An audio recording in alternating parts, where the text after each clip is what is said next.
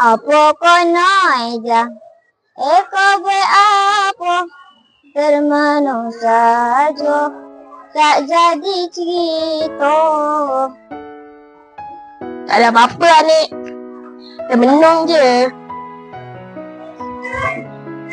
Aiman tahu tak? Setiap tahun, nenek tu buka raya daripada Aiman. Rasa macam Aiman ada dekat sini. Aiman janji akan selalu bagi kad raya pada nenek. Selamat Hari Raya Aiman. Terima kasih. Akhirnya dapat juga beraya dengan nenek. Aiman bangun Aiman. Aiman bangun. Allahu Akbar, Allahu Akbar, Allahu Akbar. Dah raya ke? Belum. Aku mimpi beraya dengan nenek aku lah. Tak sabarnya raya ni.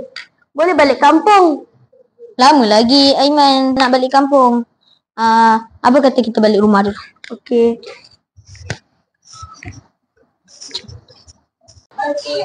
Kenapa banyak kaset ni?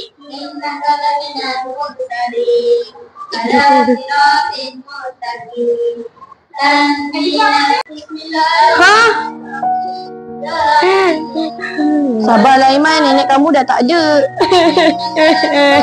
Nenek.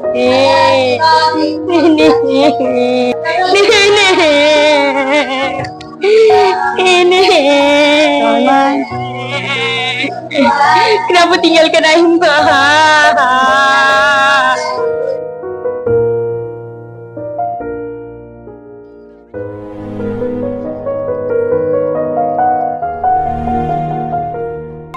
Nenek, ikan raya terakhir Aiman bagi kat nenek. Nenek, tahun ini Aiman balik beraya dengan nenek. Aiman rindu sangat sama hari raya nenek. Aiman sayang nenek. Selamat hari raya.